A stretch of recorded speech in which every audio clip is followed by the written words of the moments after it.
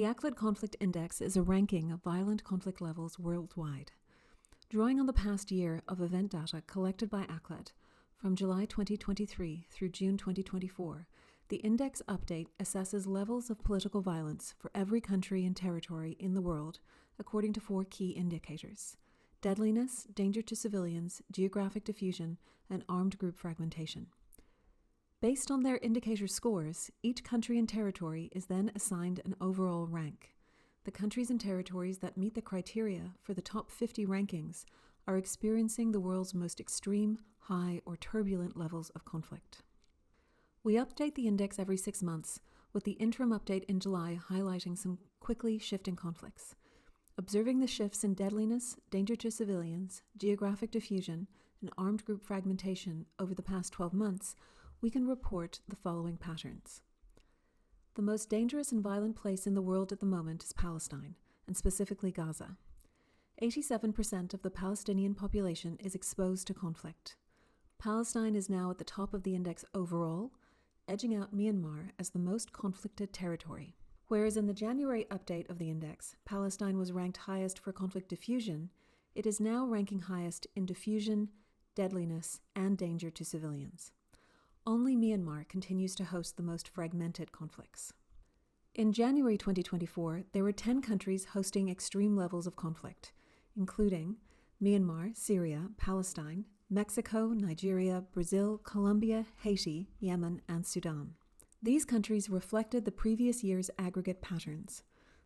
In July 2024, the following 10 countries hosted extreme levels of conflict: Palestine, Myanmar, Syria, Mexico, Nigeria, Colombia, Brazil, Sudan, Cameroon, and Pakistan. Cameroon and Pakistan rose significantly in the index, entering the extreme level, whereas previously both had hosted high levels of conflict. The index can be used to answer 3 main questions. The first is how much conflict is occurring in the world. The second is where is conflict happening? And the third is, are conflict levels worsening or improving? How much conflict is occurring in the world? Conflict is widespread and pervasive. ACLED collects data from more than 240 countries and territories in near real time, and the majority, at 166 countries, saw at least one incident of political violence in the past 12 months. 1 in 7 people worldwide are estimated to have been exposed to conflict between July 2023 and 2024. The increase in conflict has been stark at 56% over the past 4 years. These drastic increases are explained by 3 very large conflicts beginning or restarting during that time in Ukraine, Gaza, and Myanmar, coupled with continued violence in many other countries with high rates of conflict, including Sudan, Mexico, Yemen, and the Sahel countries. The event numbers are proliferating, as are the number of armed groups involved in violence.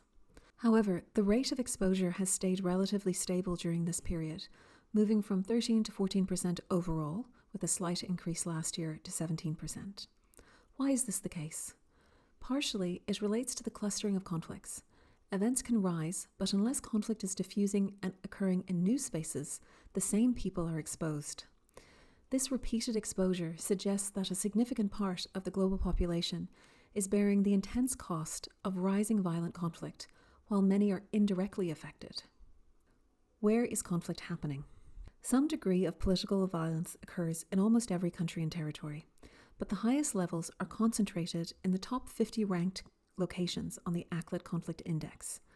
These 50 countries and territories account for over 97% of all conflict events recorded in the past year. There are multiple types of conflict present around the world, from civil wars and insurgencies to cartel competition and social violence. The countries that rank highly on the ACLED Index differ substantially in the types of conflict and violence they experience, even while many share similar levels of deadliness, danger, diffusion, and fragmentation. In the past 12 months, the most violent country measured by event count is Ukraine. It averaged over 800 politically violent incidents per week and accounted for 26% of all political violent events occurring in the past year. Ukraine was the deadliest, with at least 37,303 recorded fatalities in the past year. But Palestine is now the deadliest, the most diffuse, and where most civilians are at risk. At least 39,787 people have been reportedly killed since July of 2023, of which at least 35,201 are recorded as civilian deaths. As previously noted, 87% of the population is exposed to extreme violence. At least 16,930 conflict events occurred in Palestine during this 12-month period. Myanmar continues to host the highest number of non-state armed groups, where local militias have frequently emerged to defend communities and engage in the ongoing conflict.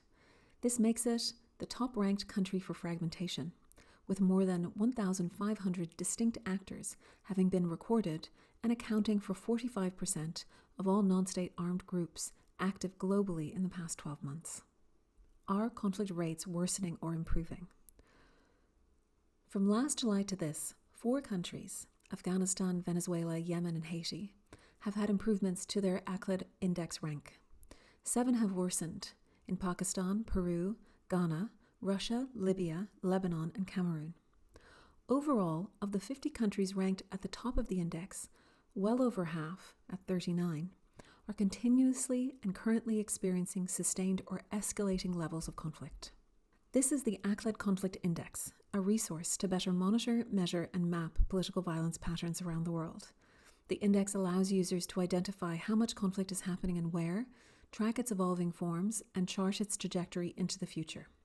Visit the ACLED website to explore the index and access additional resources, including methodology documentation, a downloadable results file for every country and territory, and an interactive dashboard. Thank you for listening.